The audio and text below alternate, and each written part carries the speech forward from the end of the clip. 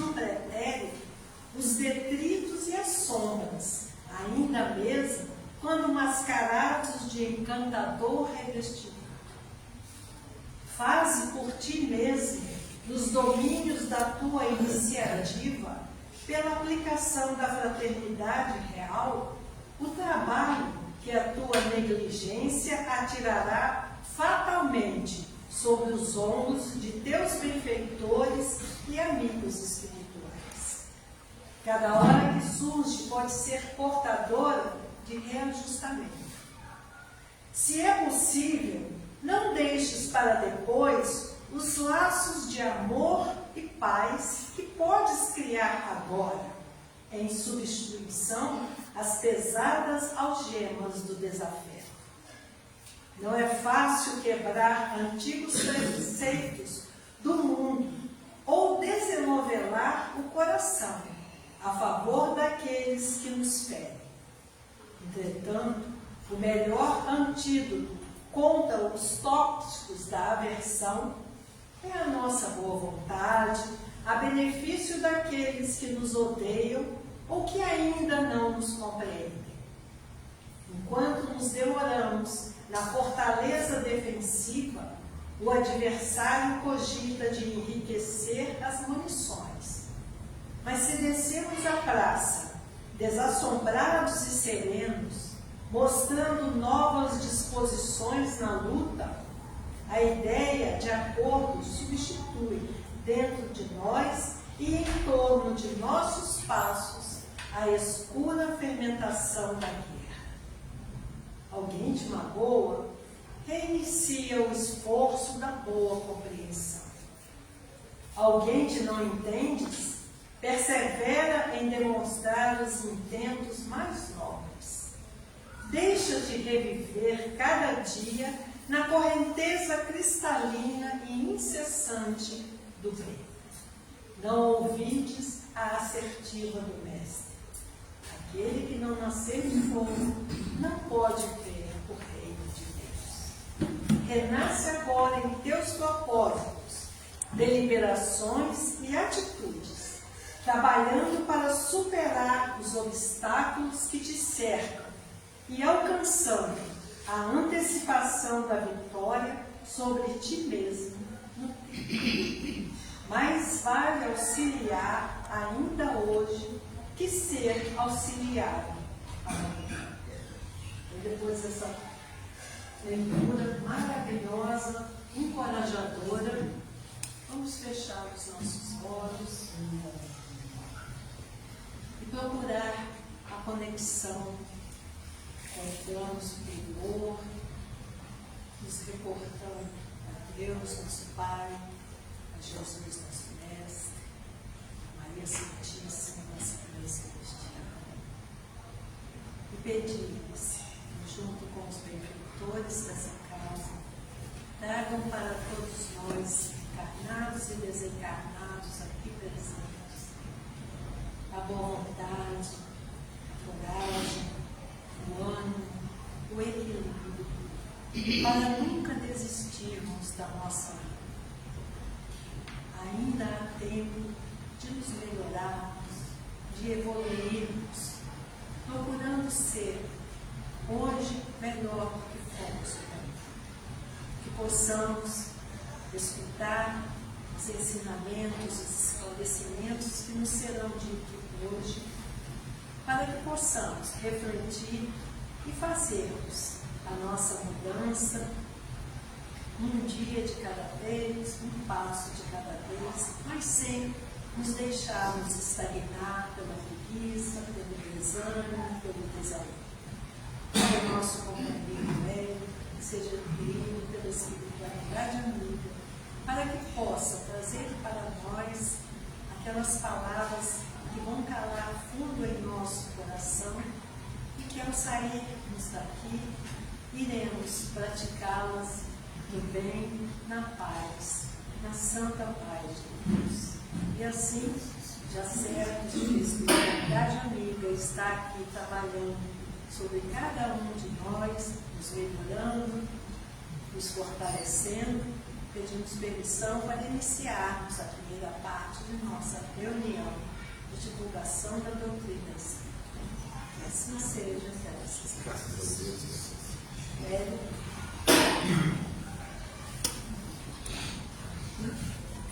Boa noite, meus irmãos, boa noite, minhas irmãs. Assim, sem microfone, tá bom de ouvir? Tá melhor que está no microfone, tá bom sim? Meus irmãos, eu queria começar essa palestra dizendo algo muito importante. Queria dizer que ainda há tempo, ainda há tempo. Se pararmos para fazer um balanço do nosso ano e dos anos anteriores, quantas dificuldades enfrentamos? Quantas frustrações na vida, né? Quantos projetos que a gente imaginou que iria dar certo não deram?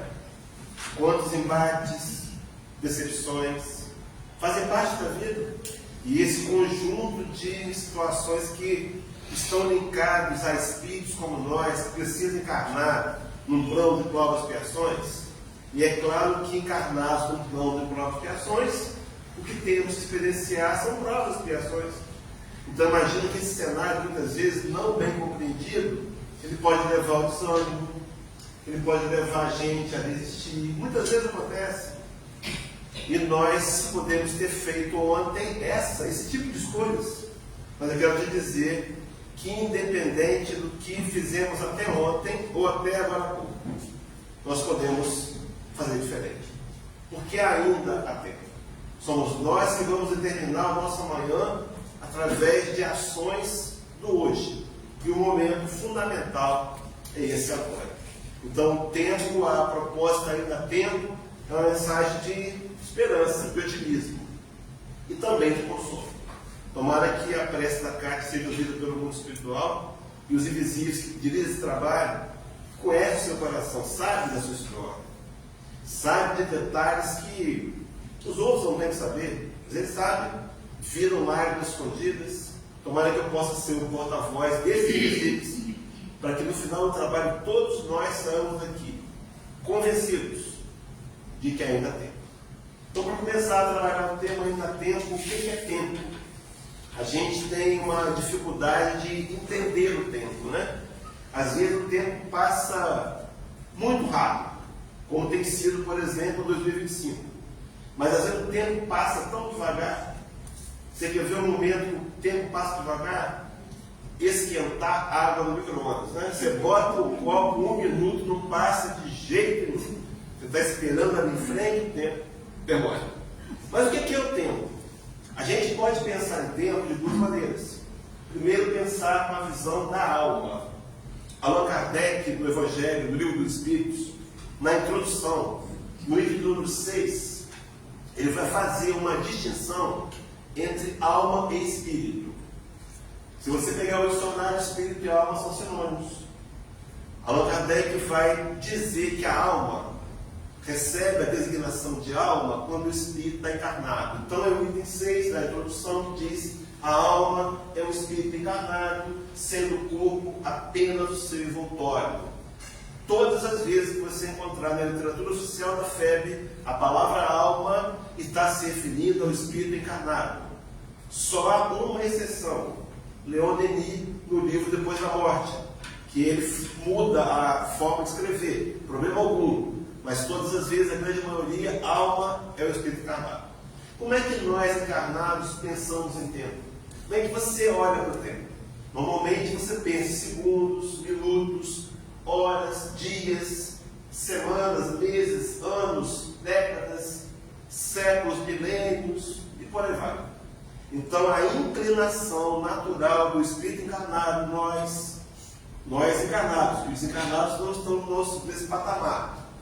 Costumamos pensar em tempo como quantificar. A gente olha para tempo e pensa em quantidade. É a tendência. Então a gente pensa assim: faltam quantos dias para o Natal? Né? Já está a contagem regressiva. A gente está pensando em quantidade de tempo. A segunda maneira de pensar em tempo é com o olhar do espírito imortal. É com o olhar do espírito. Esse que nós somos. E estamos alma, momentaneamente encarnados, mas somos um espírito imortal. O espírito desencarnado, esse espírito desencarnado, o Kardec, na mesma introdução do livro do Espírito 36, vai introduzir, vai trazer uma tecnologia para ele, vai chamar de espírito errante. Quando eu conheci o Espiritismo, morava em Juiz de Fora, em 2008, e a primeira vez que eu ouvi o palestrante falar de espírito errante, eu me incluí. Porque eu achava que eu vinha de erros, né? O espírito errante era que errava. Depois eu aprendi que espírito errante é aquele que está na erraticidade. O que é a erraticidade? É um período entre duas encarnações. Portanto, o espírito sem envoltório físico e livre da influência da matéria. Então ele tem plena consciência que ele é um espírito mortal, ele não está esquecido do seu passado, ele sabe que é um espírito e ele entende o que é que tem que ser priorizado realmente. Ele não está, como nós outros, engodados pela matéria.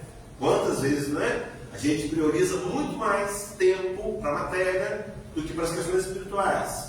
Esse espírito, então, ele tem uma tendência de pensar em tempo como oportunidade, ele pensa em tempo como aproveitamento, ele pensa em tempo como uso útil, ele pensa em tempo como progresso, ferramenta de progresso, entre outras sugestões dessa linha. Então, a tendência do espírito desencarnado é qualificar o tempo. O encarnado quantifica e o desencarnado qualifica, de modo geral. Então, para a gente poder dar seguimento e fechar a introdução, eu trouxe uma questão do Livro do Espírito, 918. É uma questão que é uma daquelas que pode servir para a gente como parâmetro de autoavaliação da nossa evolução. Não é só essa não, tem outras tantas, não é? A gente poderia lembrar do Evangelho segundo o Espiritismo, capítulo 20, tem 4, onde Erasto propõe 6 comportamentos que poderiam avaliar ali. O próprio Allan Kardec, falando do verdadeiro homem de bem, também são parâmetros, entre outros. Só que esse aqui, Allan Kardec vai receber dos espíritos superiores uma resposta onde há um resumo intenso, que facilita para a gente o trabalho, se quisermos fazer, claro. E a pergunta é assim: por que indícios se pode reconhecer em um homem o progresso real que ele elevará o espírito na hierarquia espírita? Essa questão, 918, quem vai lembrar, Allan Kardec, no comentário dado a resposta, vai introduzir a ideia de verdadeiro homem de bem. É o mesmo artigo quase igual do Evangelho segundo o Espiritismo 17, tem 4, e tem 3. Só que a resposta vem no resumo de 2 pontos. Primeiro, o Espírito prova a sua elevação, quando todos os atos da sua vida corporal representam a prática da lei de Deus. Então, proporcionalmente, né? Vamos ajustar a resposta. Quanto mais eu pratico a lei de Deus, mais eu estou dando prova da minha evolução moral. Para compreender, para praticar a lei de Deus, tem que compreender a lei de Deus, tem que reservar momentos do meu dia. Quem sabe, em 2026, a gente coloca na lista de metas, ler um livro por mês, começar o dia fazendo uma leitura. A Kátia leu com essa voz firme, pausadamente, uma leitura completa em menos de 3 minutos, ou quase 3 minutos. Deveríamos, quem sabe, começar o nosso dia com uma leitura. Você não tem 3 minutos? Reprograma para tê-los. Mas, enfim, a necessidade de compreender. Para compreender, para poder viver, aplicar a vida e melhorar a performance moral. Lógica, né? Daí o Espírito de Verdade ter dito com muita ênfase no Evangelho segundo o Espiritismo 16, Evangelho segundo o Espiritismo capítulo 6, tem 5. Espíritas, amai-vos. Eis o primeiro ensinamento. Espíritas, instruí-vos. É uma ordem. Eu preciso instruir para depois de posse do conhecimento, tentar aplicar no meu dia a dia. Não é fácil, mas é possível aos poucos, para conseguir evolução moral. Primeiro indício. Agora tem o segundo indício. O Espírito prova sua elevação quando antecipadamente compreende a vida espiritual. Ele está encarnado, estamos encarnados, esquecidos do passado, esquecimento necessário, mas tentando olhar a vida com os olhos do Espírito. Essa é a proposta. Então, se você traz isso no tempo, Nós temos uma tendência a quantificar, mas a ideia seria tentar qualificar. Então, estamos encarnados e pensar como espíritos imortais em qualificar, em oportunidade, em uso útil, em progresso. Então, vejo, meus irmãos, daqui para frente uma pergunta que vai nortear a palestra até o final. Como é que eu posso fazer para qualificar o meu tempo? Vou trazer uma metodologia de 2 pontos, facílimas de entender, mais desafiadores. Eu vou ter que me render à necessidade de melhorar o uso do meu tempo. A ferramenta primeira vai ser tomar consciência do uso do tempo. Será da importância do tempo? Será que eu entendo? Eu entendo, mas será que eu sinto? Meus irmãos, o tempo que passou não pode ser recuperado. Passou, não tem mais jeito. Não posso voltar, não posso mudar o ontem. Primeiro bloco, vou trazer várias informações para a gente sair daqui conscientes, pelo menos, de que o tempo é precioso. E a segunda ferramenta, aprender a aproveitar melhor o tempo. Quem vai trazer uma dica para a gente direto também, em 4 etapas, é André Luiz, no livro chamado Conduta Espírita, onde ele intitula Diante do Tempo, 4 ferramentas que, meus irmãos, inevitavelmente, se eu aplicar na minha vida, eu vou usar melhor o tempo em favor da minha evolução moral. Fechada a introdução, até aqui me acompanha o raciocínio, tudo certo? Então avancemos, queridos, para começar o primeiro ponto, antes de introduzir a base doutrinária, todos nós sentimos o tempo passar. Todos nós sentimos de alguma maneira o tempo passar rápido. Olha para a imagem de fundo lá que eu fiz para ilustrar a palestra. Um par de mãos com um relógio simbolizando o tempo, um relógio transparente, parecendo que está sumindo e afastando da mão da gente. A sensação é essa, que o tempo está fugindo das nossas mãos. A gente tem uma sensação que está faltando tempo para fazer as coisas. É tanta coisa que fica sobrando, e a gente programa que está sobrando, não consegue fazer porque vem mais coisas. Você vê que essa vida é o mundo moderno, onde a gente é convidado a fazer o tempo inteiro. Essa sensação de tempo fugir, ela traz uma sensação de que a gente está perdendo tempo, de tempo perdido. Vou colocar aqui a sensação que você já sentiu, inevitavelmente em algum momento, mas eu quero colocar um asterisco e daqui a pouco resgato isso, porque a ideia de ter perdido tempo não é verdade. Essa ideia é uma ideia enganosa, altamente prejudicial. Vou dizer por quê no momento adequado, por resgatar e você isso. Bom, então a primeira base doutrinária, para a gente poder valorizar o tempo, entender a importância que ele tem, questão 799 do Livro dos Espíritos, uma das questões centrais. Allan Kardec vai perguntar de que maneira pode o Espiritismo contribuir para o progresso. Meus irmãos, essa pergunta é extensiva. É o progresso individual, é o progresso coletivo, mas poderia ser o meu progresso. Poderia me perguntar aqui, de que maneira pode o Espiritismo contribuir para o meu progresso? Olha a resposta, meus irmãos. Ela virá em 3 blocos, não vou usar os 3 não. O primeiro bloco diz assim: destruindo o materialismo, que é uma das chaves da sociedade. E o Espiritismo faz que os homens compreendam aonde se encontram os seus verdadeiros interesses. Então é uma escala, um gráfico. Quanto mais eu entendo o valor real da matéria, porque ela é importante. A matéria é importante. A gente conversava com o companheiro antes da palestra e lembrava da fala de George, do Evangelho segundo o Espiritismo. O artigo é cuidar do corpo e do espírito. Como vem primeiro? Esse aparelho que nós usamos para viver o momento mergulhado na matéria, para encontrar pessoas, viver situações, ter aprendizado, evoluir moralmente. Mas veja então que quanto mais eu entendo o valor da matéria, mais as portas se abrem para eu encontrar o verdadeiro interesse do Espírito. Nós viemos ao planeta em busca de progresso. As coisas materiais são importantes, mas não podem ser mais importantes do que o progresso moral. Até porque matéria que a gente encontra aqui quando vem, a gente deixa quando retorna ao mundo espiritual. Nada do que a gente pensa que tem nós temos. Somos apenas usufrutuários segundo Pascal, Evangelho segundo o Espiritismo, quando ele inclui o artigo a verdadeira propriedade. Mas, enfim, quanto mais eu me espiritualizo, mais eu enxergo que é o interesse verdadeiro do Espírito. Quanto menos materializado, mais eu consigo enxergar o que é de fato real. Só que na sequência, para trazer a ideia de tempo, deixando a vida futura extraviolada pela dúvida, o homem perceberá melhor que por meio do presente lhe é dado preparar o seu futuro.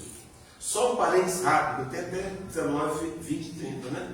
20 e 30. Então, só para fazer um parênteses rápido, deixando a vida extraviolada pela dúvida, meus irmãos, que dúvida é essa que nós tínhamos no passado, que hoje, pelo Espiritismo, não temos mais? A certeza de que nós somos espíritos imortais e que a vida prossegue após a morte, e o que nos aguarda amanhã é fruto das escolhas que fizemos hoje. Isso é provado cientificamente. Vou dar um exemplo só. Imagina Chico Xavier. Vou trazer 3 frases do venerando ao longo do trabalho. Mas Chico Xavier, ele nasceu em Pedro Leopoldo, uma cidade que fica no interior de Minas Gerais, a 44 quilômetros da capital Belo Horizonte. É um lugar pequeno, tivemos lá recentemente, ainda é pequeno. Imagina Pedro Leopoldo em 1910. Chico Xavier nasce pobre, família pobre. Teve que começar a trabalhar aos 10 anos de idade. Estudou até a 4ª série do ensino primário. E esse camarada escreve 412 livros. Vamos botar a mão na cabeça. 412 livros. Você pega a obra de Augusto Cury, esse famoso, maravilhoso escritor, pega Paulo Coelho, 30 livros, você fica abismado. 412 livros. Há algo que diferente. Porque a comunicação que Chico recebia do Espírito produzia uma lavra impressionante de livros. Agora veja, meus irmãos, só para fechar o exemplo. Chico Xavier, o primeiro livro que ele lançou, chamava-se Parnaso da Leitura. Um livro de poemas, de poetas de língua portuguesa, portugueses e brasileiros. Vai só, escuta. Um dos poemas era de Castro Alves, poeta dos escravos. Alguém, bem intencionado ou mal intencionado, não sei, pegou o poema de Castro Alves e transcreveu na folha de papel. E essa pessoa tinha acesso à Academia Brasileira de Letras. Ele tinha acesso aos imortais. Ainda hoje, a nata da cultura brasileira está reunida ali. E apresentou o poema de Castro Alves. Meus irmãos, foi uma coisa impressionante. Pularam da alegria. E indagando, meu Deus, uma relíquia, um poema inédito de Castro Alves. Onde encontraram isso e aquela motivação toda, aquela comoção toda. E quando disseram que era o Chico Xavier, quiseram recuar, mas tarde demais. Já haviam dado o aval de que o poema escrito ali era de Castro Alves. Castro Alves não morreu. O corpo morreu, mas ele, como nós, seguimos após a morte, vivos. Então não tem mais dúvidas. Então, se não tem mais dúvida, o homem pode, por meio do presente, preparar melhor o seu futuro. Meus irmãos, é o presente que é fundamental. Esquece o que passou de trás, aqui para trás. Erros, frustrações podem ser banco de dados. Para não errar de novo no mesmo erro. Pode ser informação. Não deve ser mais dor e penúria. Deixa para trás. Mas eu posso me preparar, começando no momento presente. Aí eu lembrei de Chico Xavier, a primeira frase das 3 que eu prometi, uma frase que na verdade nem é de Chico Xavier. A frase é de James R. Sherman, um filósofo americano. Mas de tanto Chico dizer, a gente atribuiu para Chico a autoria. Quando ele dizia que ninguém pode voltar atrás e fazer um novo começo, mas qualquer um pode recomeçar agora e fazer um novo fim. Eu começo agora na cadeira, onde eu entendo que eu preciso e posso fazer um novo projeto para usar melhor o meu tempo e conquistar o objetivo maior, o progresso, a evolução moral, aprender a amar, me tornar alguém mais acessível, mais fraterno, mais justo, mais humano, mais amigo, mais honesto, que tenha perdão, misericórdia e compaixão no seu currículo. É essa a proposta. E o laboratório para aprender aqui agora. Só que a escolha é pessoal. Entendendo isso, o momento do agora, meus irmãos, por isso que chama presente, né? Presente é uma dádiva de Deus, uma dádiva divina, onde nós podemos atuar agora e mudar o rumo da nossa história. Ninguém pode voltar atrás e fazer um novo começo, mas qualquer um, eu, você, os desencarnados presentes aqui, podemos começar agora e fazer um novo fim. Nesse contexto, eu lembrei de Germano, do livro Palavras da Terra, na edição 1, onde ele começa o artigo dizendo que recomeçar é bênção na lei de Deus. Meu irmão, minha irmã, não sei como é que você está ouvindo o que eu estou dizendo, mas vence a barreira interior, porque ainda há tempo sim. Nós podemos alimentar o otimismo e mudar os investimentos e mudar os resultados do amanhã. Mas seguindo o raciocínio para uma segunda base doutrinária, primeira trabalhada, agora André Luiz no livro Coragem, lição 27, ajuda-te hoje. E veja, meus irmãos, André Luiz, como ele é preciso. Ele começou dizendo assim: sim, nas leis da encarnação, quase todos nós, os filhos da terra, quase todos temos passado a encarnar. Por que quase todos? Porque há entre nós, encarnados, espíritos evoluídos, que vêm nos auxiliar na evolução do planeta. Questão 622 fica para ser lida em casa. 622 que dá essa informação de que não nos falta a presença de evoluídos para dar seguimento ao progresso. Só tem o passado a resgatar, o presente a viver e o futuro a construir. Onde mas um desafio maior é viver o momento presente. A gente costuma ficar muito no ontem ou muito no amanhã e desperdiça a oportunidade de viver o presente, que vai mudar o amanhã e vai fazer a gente nos resolvermos com ontem. Então hoje é o dia mais importante da sua vida, da sua existência como espírito mortal, onde você pode fazer decisões novas, porque ainda tem. Mas seguindo o raciocínio, nessa questão de passado e futuro, eu me lembrei de João de Ângeles, num artigo no Evangelho segundo o Espiritismo, capítulo 9, tem 7, lá naquele artigo ela assina o Espírito Amigo, mas Divaldo Franco já falou para a gente, de modo geral, de que Joana e o Espírito Amigo são os mesmos espíritos, né? A revelação está no livro Joana e Jesus, uma história de amor. Deve ter na biblioteca para emprestar. Mas enfim, Joana traz um artigo que ela diz assim: coragem, irmãos, coragem. Tendes no Cristo o vosso modelo, mais sofreu ele que qualquer um de vós, e nada tinha que se penitenciar, ao contrário de vós que tendes o vosso passado espiar e tendes o fortalecer no futuro. A ideia de explicar que a dificuldade que nós enfrentamos é resultado das escolhas que nós mesmos fizemos.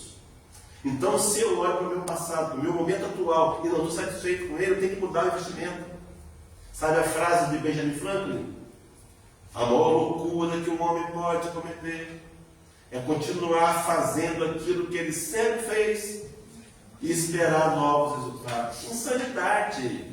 Se eu olhar a história e não estou satisfeito, eu preciso trabalhar na mudança de comportamentos e de atitudes. E o momento precioso é o tempo.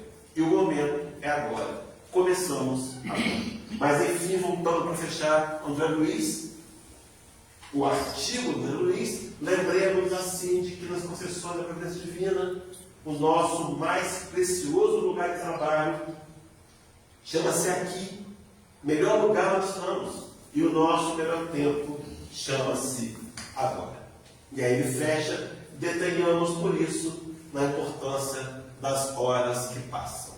O convite de João de Anjos, o convite de André Luiz, o convite dos benfeitores espirituais para a gente valorizar o nosso tempo e usá-lo melhor. Mas é como? Vou dizer no segundo momento da palestra. As 4 ferramentas. Antes de eu terminar, de eu entrar nas 4, vou dar a oportunidade de, se alguém quiser sair, para sair antes das 4. E se sair depois, sai mais responsabilizado, tá? O companheiro fecha o quarto, me faz favor. Então vamos seguir, meus irmãos, vamos seguir para a terceira base, na verdade, quarta. Agora, João de antes mesmo, assinando como João, no livro de Atualidade, capítulo 2, está ali, Jesus e reencarnação. João vai dizer assim: não te crucifiques na consciência de culpa após conhecer o teu erro. Meu irmão, minha irmã, cuidado com consciência de culpa. É um sentimento que nós temos, mas ainda é infantil. Não deveríamos sentir culpados. Porque a culpa é um sentimento paralisador. A culpa é um sentimento que, inconsciente ou consciente, nos leva a acreditar que merecemos ser punidos. Culpa exige punição. Qual é o contraponto? Autorresponsabilização. Eu vou assumir os meus erros, eu vou admitir que eu cometi o equívoco, vou tentar me corrigir, vou tentar me melhorar, vou tentar reparar os danos. Isso é proativo. A culpa não. A culpa faz a gente se auto-sabotar. A culpa faz você acreditar que não merece ser feliz. O namoro estava indo muito bem, você dá um jeito de dar errado. O trabalho estava indo bem, você dá um jeito de dar errado. Porque lá no fundo você acredita que não merece ser feliz, porque a culpa ainda ocupa muito espaço no seu coração. Joana segue dizendo que não te encarceres em sombras depois de identificar os seus delitos. Não te amargures demasia, descobrindo-te equivocado. Veja, Joana, nas entrelinhas, está dizendo que quando eu tenho um projeto, eu quero melhorar, eu vou tentar hoje ter um dia melhor, né? Eu acordo, faço uma leitura de uma página e me proponho hoje, vou me vigiar mais, vou tentar ser uma pessoa mais prestativa, eu vou tentar ouvir com mais atenção as pessoas, vou falar mais baixo, vou tentar não me irritar. Aí você chega em casa depois do dia inteiro de trabalho, não deu nada certo. Você se irritou, você falou alto, você ficou nervoso. Se isso te incomodar, é um ponto positivo. Mas não pode ser demasia. Eu não posso pegar um chicote e me autoflagelar porque eu não. A gente aprende com os erros. A filosofia diz que o erro não existe. Os filósofos dizem que o erro é uma etapa do acerto. Valide seus erros, aceite seus erros. Não se acomode neles. E nem de alguma maneira se fragilize profundamente por isso. Mas que bom que ele já te incomoda. Isso é indício de progresso. Só que o texto segue dizendo: renasce os teus escombros e recomeça a recuperação de imediato, evitando futuros retornos expiatórios, injunções cruciantes, situações penosas. Convite de Joana para recomeçar de imediato. Meus irmãos, é interessante lembrar que no final do artigo, a reencarnação que utilizas é concessão superior e não podes desperdiçar. Se fosse a gente falando uns com os outros, a gente usaria não deve desperdiçar. Mas Joana pode falar. Não podemos perder tempo mais. Não podemos desperdiçar mais oportunidades. O momento de consciência que estamos, pelo menos no Espiritismo, na vida da gente, é um convite à seriedade ao trabalho de automelhoria moral. Um dia a gente vai se arrepender por não ter levado tão a sério essa questão. Mas enfim, Joana fecha dizendo: cada momento é valioso para o teu trabalho de superação, de desapego e de amor próprio. Fica na tela a ideia de um recomeça de imediato. Porque, meus irmãos, porque ainda há tempo. Vence a barreira do peso do passado, desde o passado do passado. Quem gosta de passado é museu, e recomeça a sua história. Porque ainda há tempo, se você permitir o tempo. Fazia essa palestra numa casa espírita recentemente, uma companheira falou comigo: essa interrogação, essa exclamação, tá gordinho, hein? Fez uma brincadeira, né? Falei: mas tá gordinha mesmo. É porque é assim, ó, ainda há tempo, não é ainda há tempo, é ainda há tempo, porque ainda há tempo. Se eu decidir recomeçar a minha história. E vou dizer como daqui a pouco, está chegando o momento. Mas para fechar, resgatar lá de trás aquele asterisco da questão de perder tempo ser uma armadilha. Por que é uma armadilha? Quando você acredita que perdeu tempo, você desanima. E muitas vezes desiste. É o caminho natural. Quando você faz metas mirabolantes, Por exemplo, em 2026 eu quero ler 50 livros. Não faz isso não. Você não vai ler. Vai chegar em março, só tem 2, você vai perder, vai desistir da meta. Metas possíveis. Mas eu não posso desanimar porque eu acho que perdi tempo. Como é que é essa questão do perder tempo? Por exemplo, está aí 2 caninos que numa fábula conversavam entre si. Fico me perguntando como seria minha vida se eu tivesse feito outras coisas. Não fazemos isso? E aí, o outro mais sábio vai dizer: você estaria se perguntando como seria a sua vida se tivesse feito outras coisas. O que você escolheu, está escolhido, não muda não vai ter como mudar. Então não fica lamentando ontem. Sabe a questão de você achar que perdeu tempo? É assim. Você tem 1h30 de almoço, aí você tem que ir no banco, resolver alguma coisa com o gerente, aí você almoça rápido e vai para o banco, aí pega uma senha, chega lá no banco, tem 12 à sua frente. Pô, maravilha, sentei para esperar, os 2 demoraram. Aí vai dando a hora, puxa, não dá mais tempo. Eu entrego a senha para alguém e vou embora para casa dizendo assim: perdi meu tempo. Não perdeu. Sentado ali, você treinou paciência. Você treinou uma arte que está em baixa hoje, é saber esperar. Não perdeu tempo. Só as coisas não saíram como você havia planejado. E muitas vezes é melhor que você quer assim. Muitas vezes é melhor. Porque Deus sabe o que é melhor para a gente. Porque eu faço projetos. Está lá o salmista, não, está lá Salomão, Provérbios 10, 16. Ao homem é permitido fazer planos, mas a conclusão deles vem dos lábios do Senhor. Então eu quero, mas será que eu posso? Será que eu mereço? Será que é bom para mim?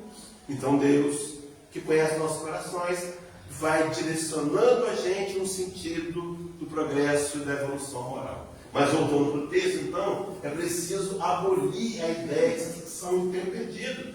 E entender que o tempo perdido, entre aspas, ele pode servir como base de dados para eu não errar de novo no mesmo erro.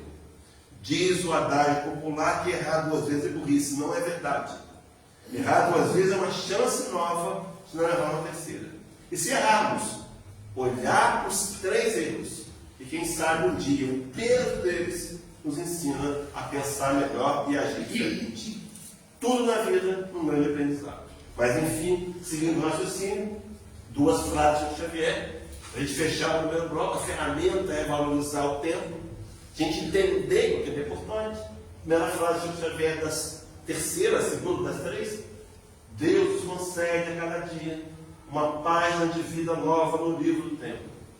Aquilo que colocarmos nela corre por nossa própria conta. Meu irmão, minha irmã, está na sua mão. Você pode vencer o diálogo interno disso, tudo bobagem, para mim não tem jeito, ou dizer: tem jeito sim, eu posso conseguir mudar, eu preciso só começar. Só começar. Dizia Lao Tse, uma grande caminhada, uma longa caminhada de 1000 milhas começa com o primeiro passo. O primeiro passo pode ser dado na cadeira. Quando eu digo para mim mesmo, eu vou tentar olhar a vida com os olhos mais otimistas. Mas enfim, a segunda frase: não acredite. Terceira de Xavier, segunda desse artigo: não acredite em derrota. Lembre-se de que, pela bênção de Deus, você está agora em seu melhor tempo. O tempo de hoje, no qual você pode sorrir e recomeçar. Meus irmãos, independente de ontem, o desafio hoje é sorrir e recomeçar. Tem uma frase de um filósofo grego, que não me lembro o nome dele agora, não sei se é Erasmo Demetrius, que ele vai dizer que o homem atinge a maturidade, ele consegue rir dele mesmo. Um dia vamos olhar para o passado, vamos dizer: meu Deus, como eu fui infantil, como é que eu agi assim? Mas hoje, a proposta é de olhar para ontem e sorrir, independente do que aconteceu até ontem. O desafio é onde renovar, o desafio de prosseguir. Trabalhar no primeiro bloco para valorizarmos que o tempo é importante, é precioso, eu não posso desperdiçar. O segundo bloco é aprender a aproveitar melhor o tempo.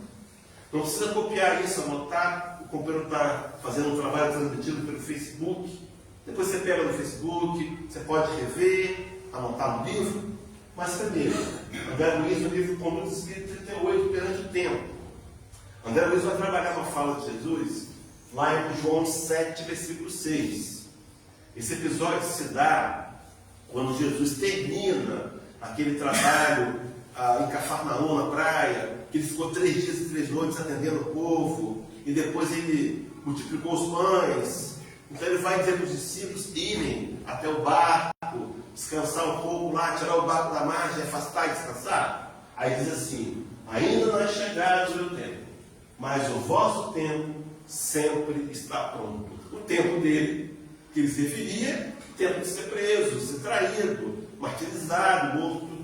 Mas fica na frase, meus irmãos, o vosso tempo sempre está pronto. É agora. A gente tem uma facilidade de protelar, né, de adiar as coisas, é incrível. É incrível como a gente tem desculpas autoconvincentes para não fazer. E não consegue ter desculpa para fazer. Seria essa a proposta, de olhar a vida com os olhos do imortal e qualificar o tempo e não só quantificar. Mas enfim, André Luiz vou trazer as 4 ferramentas. Começa dizendo assim: em nenhuma condição vão baratar o tempo com polêmicas e conversações estéreis, ocupações fantasistas e demasiado divertimento. Meus irmãos, nas entrelinhas, como é que você está usando o seu tempo?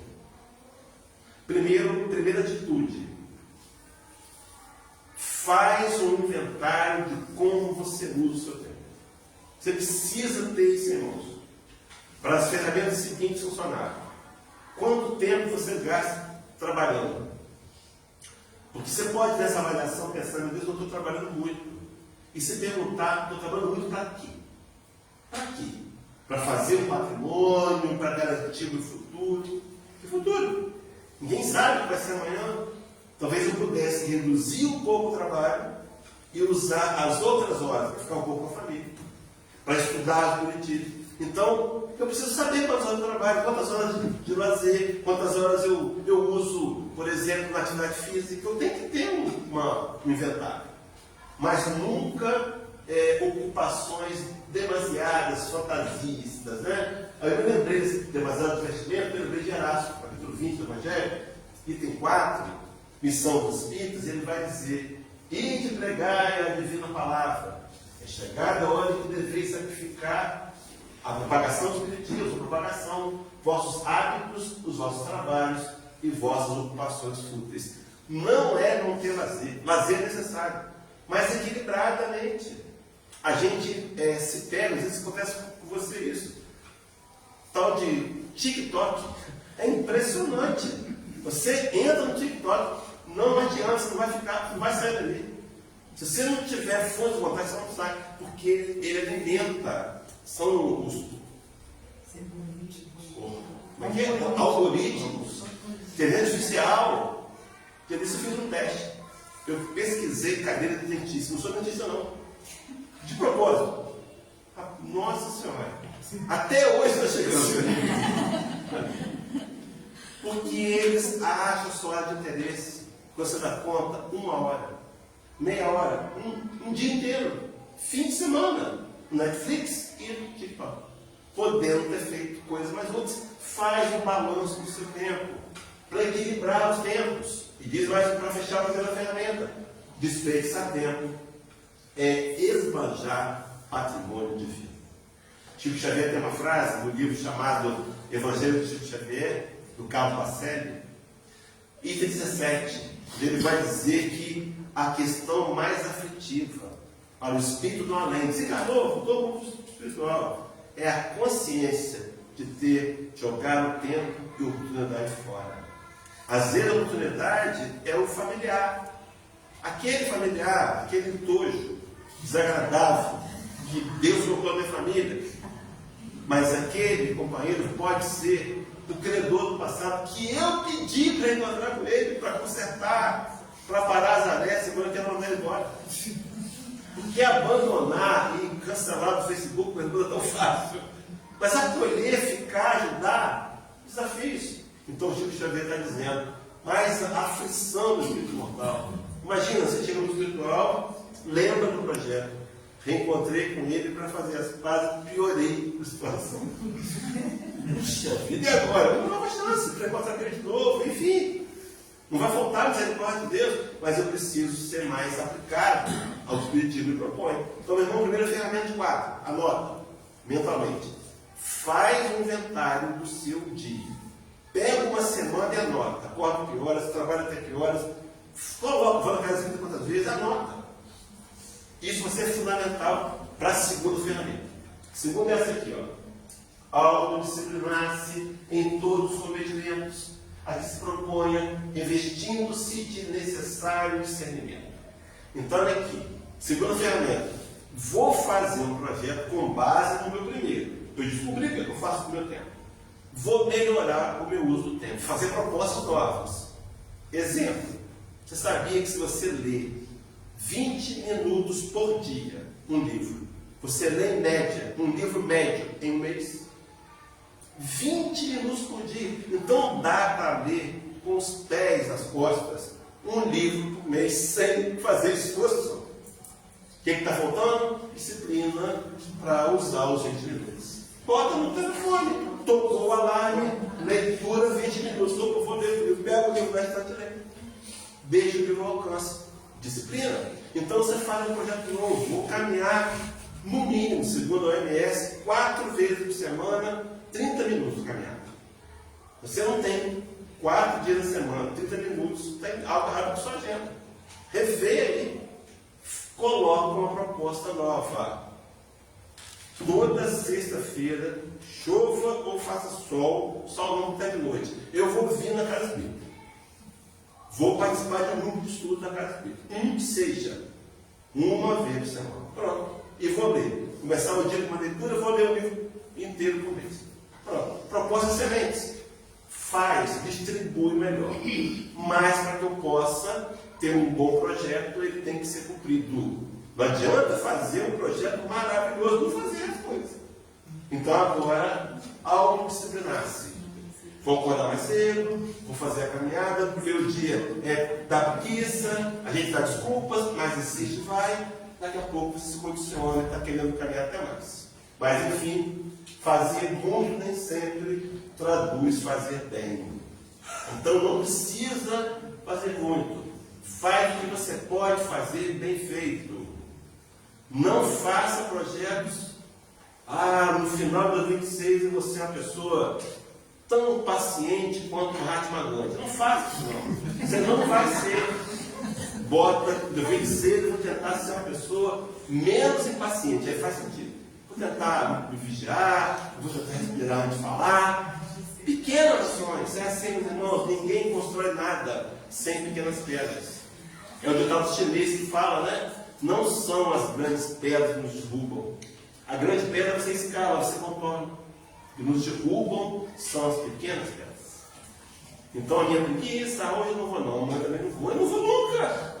É a promessa, né? Segunda-feira começa a dieta. Não vai começar. Dieta começa agora. Já vou chegar em casa e vou diminuir um pouco a quantidade do prato. Então é o primeiro ponto para começar uma dieta. Mas enfim, meus irmãos, fecha a segunda ferramenta. Fugir, aí aqui é a terceira, perdão. Então, primeiro, faço um inventário do meu tempo. Percebo o meu uso. Segunda, vou fazer uma proposta melhor de usar o tempo e vou tentar disciplinadamente aplicá-la na minha vida. Deu para pegar as duas? Terceira, importantíssima, não mais importante é a quarta, mas essa é importantíssima.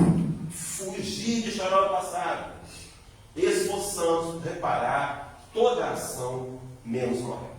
Meus irmãos, cuidado com o ontem. O ontem mal resolvido, ele pode abrir portas para depressão.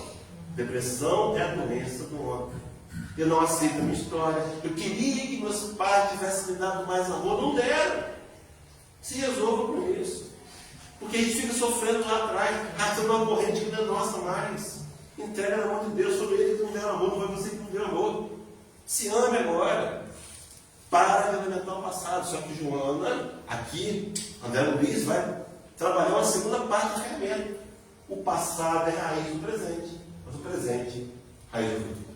Veja que o presente é o foco. Agora veja, afastar aflições descabidas com referência ao porvir, executando honestamente os deveres que o mundo lhe designa no momento que passa. Meus irmãos, cuidado com viver preocupado com o futuro. O amanhã pertence a Deus, frase que a gente repete sempre. Mas nós queremos controlar o amanhã. Isso causa ansiedade. Ansiedade é a doença do amanhã. Então, qual é o convite? Viver hoje. O amanhã germinará das sementes de hoje. Sou eu que vou determinar o que eu vou colher de resultados amanhã, a grande lei de causa e efeito, pensando qual é a minha semente, qual é a semente que eu tenho em mãos, vou melhorar a qualidade dela, vou plantá-la melhor, é isso.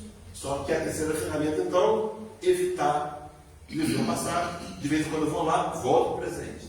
Ou vou no amanhã, volto para o presente. Uma vigilância constante para viver a ação do agora. Quarta ferramenta e última, quando possível, plasmar as resoluções do bem no momento em que surjam, de vez que posteriormente o campo de experiência pode modificar-se inteiramente. Quarta ferramenta mais importante, anota, sempre, decida o fazer o bem e amar, sempre. Não vai perder a oportunidade. Sempre ama, sempre compreende, sempre tolera, sempre aceita o outro, sempre faz o bem. Não vibra do mal. Isso é fundamental. Porque quando eu estou vibrando o bem, inevitavelmente estou fazendo bom uso do meu tempo. E todas as vezes que eu estou vibrando o ódio, o rancor, o sentimento, eu estou fazendo uso mal do meu tempo. 4 ferramentas. Primeiro, faça a lista do que eu como eu uso o tempo, inventário. Faça uma lista melhor para usar melhor, discretamente faça aplique na sua vida. Terceira, vivo hoje, tento ver o ontem amanhã. E 4, sempre vou fazer o bem. Se eu aplicar essas ferramentas no meu dia a dia, inevitavelmente eu vou usar bem e melhor o tempo. E os resultados eu perceberei na minha história, como eu percebo hoje os resultados que eu vivencio, fruto do meu passado, talvez mal utilizado. Mas enfim, ajuda menos quem serve tarde. Eu lembrei de Madre Teresa de Calcutá, com aquela frase que ela dizia: quando a caridade é muito discutida, o socorro chega tarde. O que eu tenho que fazer agora? Porque a gente tem aquela ideia, né? Quando eu ganhar na Mega Sena da virada, e sozinho, eu vou fazer um hospital aqui em Guaçuí. Rapaz, você vai ver tudo que você imaginava até aqui. Só que eu não ganho. E nem eu. Agora eu não dou o café com leite para o camarada que está na rua fora. Não compro remédio para o vizinho. Faz o que está ao seu alcance agora. Nem que seja emprestar o ouvido. Vou só ouvir, não posso ajudar, mas vou ouvir. É isso. Esse é o trabalho do bem, que faz o tempo ser valorizado. Mas enfim, termina o artigo. Anda, ainda que está soberbadas realizações e tarefas, jamais descurar o bem que possa fazer em favor do outro. André Luiz sabia que a gente ia dar desculpas, né? E ele está dizendo, mesmo atarefado, disciplina, não sei o quê. E conclui, para fechar, quando procuramos o bem, o próprio bem nos ensina a encontrar o tempo que você quer. É a sintonia do querer, né? Eu quero ajudar. E aí eu encontro as pessoas que serem ajudadas. E aí eu lembrei para começar o fechamento, né? Falta 4 minutos. Entendeu? De 11 a 28. Paulo de Tarso, Gálatas 6:10. Então, enquanto temos tempo, façamos o bem a Deus. Enquanto temos tempo. Tem uma frase, essa ideia de perder tempo, de aproveitar o tempo, está do lado da imagem de fundo. Quanto mais eu uso melhor o meu tempo hoje, não vou recuperar o tempo que passou, não. Mas a sensação vai sumindo. E de repente eu estou no controle de novo do meu próprio tempo. Eu agora escolhi, voltei a ser o Senhor do meu tempo. E ainda lembrei de Emmanuel, no livro Fonte de Vida 78, Enchente Divina, onde ele vai dizer que a cada dia da experiência humana recebe os valiosos concursos para que os resultados da presente encarnação te enriqueçam de luz divina. Vejam, meus irmãos, pela felicidade que transmite aos outros. Quando eu priorizo fazer o bem, ajudar os outros, eu estou vencendo o meu pior mal, que chama-se egoísmo. Filho do orgulho, que é o pai de todos isso. Vou terminar com 3 falas de Jesus, aquele que a gente espiritismo adota como modelo, como guia, convidando-nos a adotá-lo como guia e modelo pessoais. Primeira frase, João 13,34. Ela se dá durante a última ceia. Palavra de Jesus. Um novo mandamento vos dou. Vos ameis aos outros, como eu amei a vós, que vós também uns aos outros vos amei. A marca, na sequência, o 35 vai dizer: porque os meus discípulos serão conhecidos por muito amar. Então, a primeira proposta de Jesus é que eu tente amar as pessoas da forma que ele amava. A segunda frase, João 9,4 dizia: convém que eu faça as obras daquele que me enviou enquanto é dia. A noite vem quando ninguém pode trabalhar. Essa noite pode ser, meus irmãos, nada do que a gente está livre, não. Uma mudança financeira, você pode quebrar amanhã. Você pode amanhã receber um diagnóstico de uma doença que vai te paralisar. E hoje, eu estou usando o dia para fazer o que eu posso? É hoje. Porque amanhã pode vir como ele vier. Mas eu preciso hoje tomar posse dessa realidade e fazer o meu melhor. Interessante que o verbo convém. Convém que eu faça assim. E a última palavra, último texto, Mateus 28:20, é o momento que antecede a ascensão de Jesus aos céus. Quem narra isso com muita propriedade e muita riqueza de detalhe é Humberto de Campos, no livro Boa Nova, capítulo 29, os 500 da Galileia, né? Posso passar 2 minutos? 2 minutinhos? Então vou contar uma história. Humberto de Campos, esse livro do Humberto de Campos, o primeiro livro dele foi Brasil, Coração do Mundo, Padre do Evangelho. Quando o livro foi apresentado, assinou Humberto de Campos, agora assina o irmão X, né? A família quis direitos autorais, porque reconheceu que o livro que foi escrito foi com Humberto de Campos, que estava morto, mas estava vivo. Provando que a vida não segue depois da morte. E vou dizer mais, ganharam a ação da justiça. Só não receberam nada, porque o dinheiro era para o mundo. Como é que vai dar dinheiro ao mundo? Já morreu, né? Eles acharam que ia ficar com parte da herança, mas a herança depois de morto? Não tem. Mas enfim, Mateus 28:20, o cenário, a última palavra de Jesus antes de ascender aos céus. E a fala foi: e eis que estou convosco todos os dias, até a consumação dos séculos. Meus irmãos, a gente vencer a gente mesmo, a gente aprender a usar melhor o tempo, não é fácil não. Mas ele vai com a gente, ele prometeu estar com a gente. Através do anjo de guarda, espíritos que nos assistem, familiares, outros enviados, missionários, que a gente conquista a amizade, lembrando para a gente que o tempo é preciso. Eu quero terminar da mesma forma que comecei. Independente, meu irmão, minha irmã, da sua história, independente das marcas, dos traumas, decepções, ainda há tempo, se a gente quiser recomeçar. Então que Deus nos ajude e que esse Nazareno amoroso nos ilumine, nos encha de desejo de fazer aquilo que realmente temos que fazer, porque vivemos para isso. Tentar hoje usar melhor o nosso tempo. Fui claro, meus irmãos, deu para entender? Se você quiser rever, está no Facebook da casa. Ah, gostei dessa palestra. Manda para um amigo ver também. Vai lá, ó. Fulano, tem um link aqui. Antigamente era assim, não sei, na casa. Tu viu uma frase, parecia que falava uma frase, você lembrava do seu amigo. Aí falava, puxa vida, se fulano, tu já sei que. Não estava. Agora você manda o link. Né? Fulano, olha, eu gostei de uma palestra, lembrei de você, olha o link aqui. Deus abençoe todos nós, muita paz e muita luz.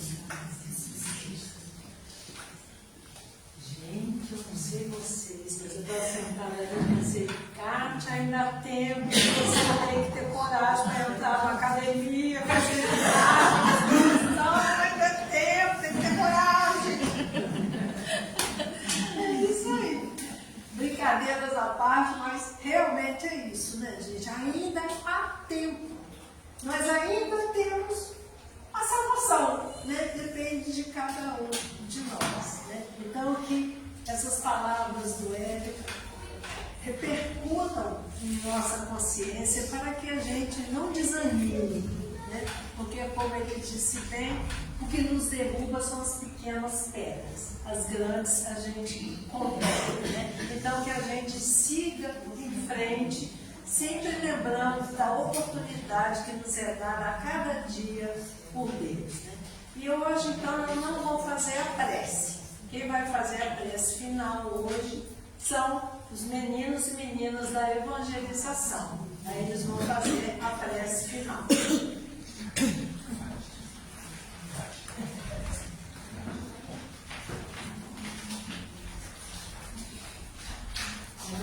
Tá certo? Tá tudo certo. É só aumentar isso.